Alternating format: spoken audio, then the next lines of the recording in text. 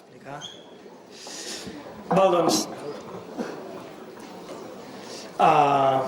com hem dit abans, Snap 5.0 sortirà el mes passat i amb ell també sortirà... Ho he estat? Oh, yeah, no. I'm explaining me well. I amb ell també sortirà la web de la comunitat de Snap. Sabeu que Scratch, entre altres coses, s'ha fet molt gran perquè té una web de la comunitat que és molt accessible, on pots trobar projectes de tots tipus, on els usuaris poden interactuar entre ells. Amb Snap mai hem tingut aquesta oportunitat de compartir projectes entre nosaltres. Sí que podíem compartir projectes i enviar-los per correu o passar-nos la URL d'alguna manera, però mai hem tingut una xarxa social. Ara fa 2 anys, em sembla, vam rebre una petita subvenció per desenvolupar una part d'aquesta web social. Aquest any hem rebut una altra subvenció i hem pogut enllestir el que seria la primera part funcional d'aquesta xarxa social per joves programadors. I ens agradaria ensenyar-vos-la. La pujarem en català.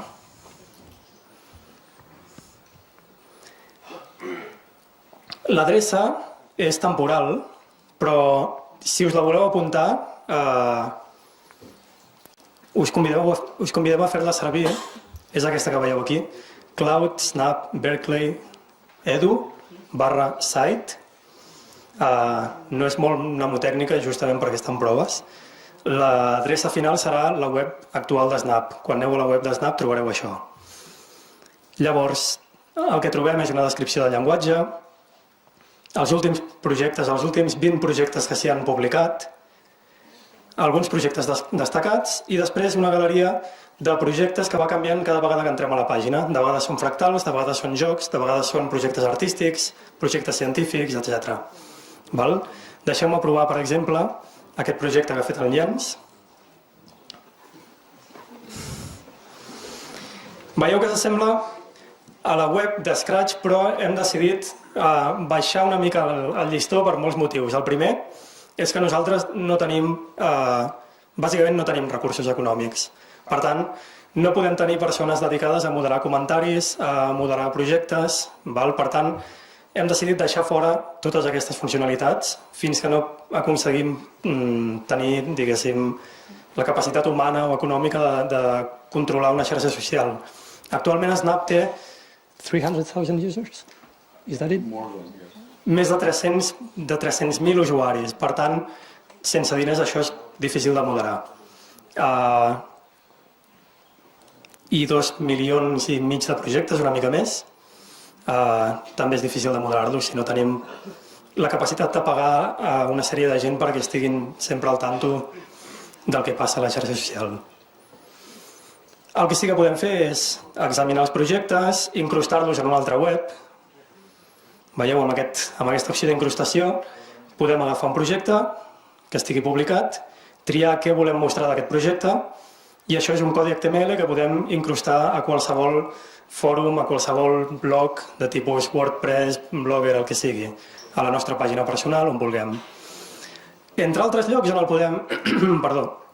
el podem incrustar a la web del Departament d'Educació, per la qual aquest any hem fet un curs d'introducció a la computació amb Snap. Tens l'adreça per aquí? Que el Josep sap l'adreça de memòria.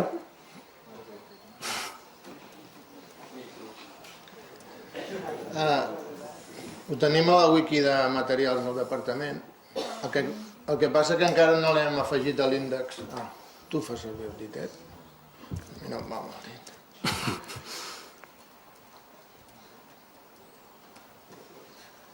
Jo no me la sé de memòria.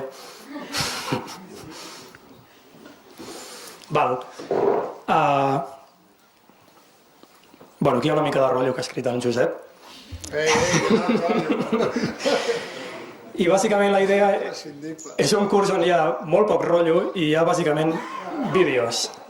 Un vídeo que podeu anar pausant. Que hi ha gent que ens demana rotllo, eh? Hi ha gent que no. I us ensenyarem un dels vídeos que hi ha. Aquest rotllo també l'he fet jo. Sí, tot el que és rotllo ho ha fet el Josep.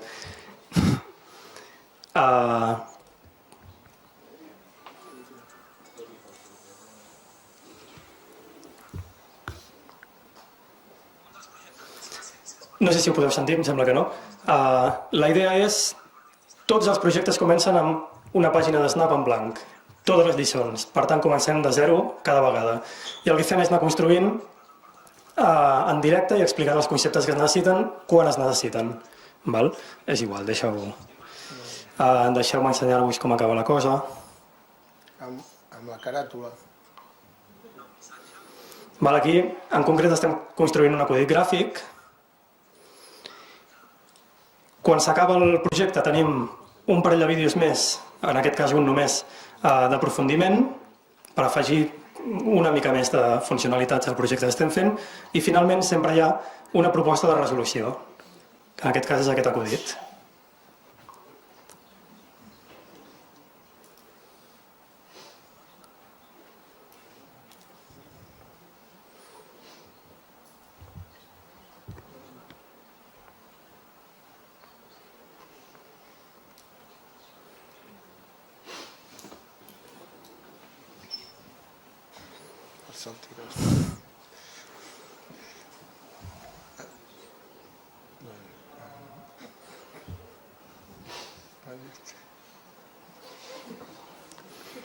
Val.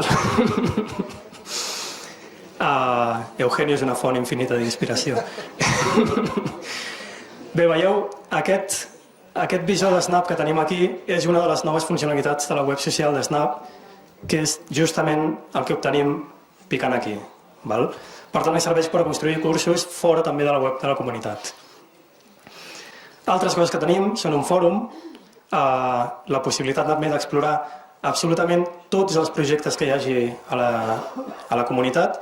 Ara mateix, com que la comunitat està en proves, tot i que tenim 2,5 milions de projectes, només uns pocs centenars, em sembla, estan publicats. Potser prop del miler ja, perquè poca gent coneix aquesta adreça. Però ara, gràcies a aquest curs, tenim multitud de projectes, variacions sobre aquests exercicis pels quals hem fet els vídeos. Tenim també col·leccions. Les col·leccions són grups de projectes que un usuari pot crear i on pot afegir projectes tant seus com d'altra gent. Per tots els projectes i totes les col·leccions hi ha 3 nivells de visibilitat. Tenim els projectes i les col·leccions purament privades, a les que ningú, excepte l'usuari, pot accedir. Tenim les col·leccions i projectes compartides, a les que només es pot accedir si et passen l'adreça. És una mica com els documents de Google, no? Si et passen l'adreça hi pots accedir, si no la tens, no. I després tenim els públics, tant de col·leccions com de projectes, que apareixen a la pàgina web publicats i els pot trobar tothom, i es poden trobar inclús mitjançant el cercador. Si busquem aquí, què podem buscar? Piano.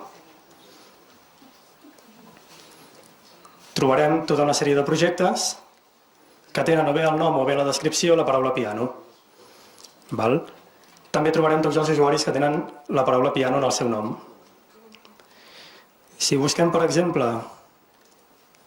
l'usuari Jens, hi ha molts Jens, sí que és veritat. El que busquem és aquest. I aquí podem veure la seva pàgina personal, on apareixen tots els projectes que en Jens ha decidit publicar. En aquest cas, en Jens ha publicat 3 pàgines de projectes amb els seus projectes preferits. És molt prolífic.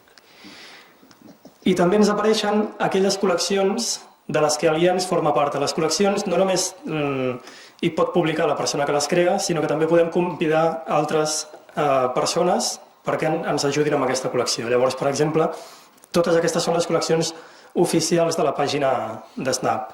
Tenim animacions, projectes de ciències, etc. I tot l'equip de Snap hi anem afegint projectes. Llavors, si entrem a una col·lecció, per exemple, entrem a la col·lecció de projectes artístics,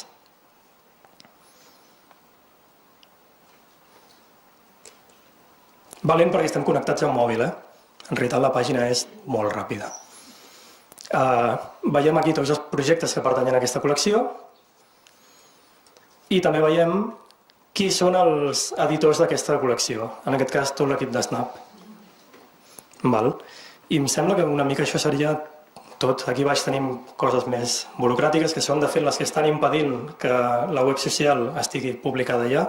Tota la part tècnica, això sempre passa, la part tècnica ja està feta, la gent que treballa hem treballat i la que no està mirant papers.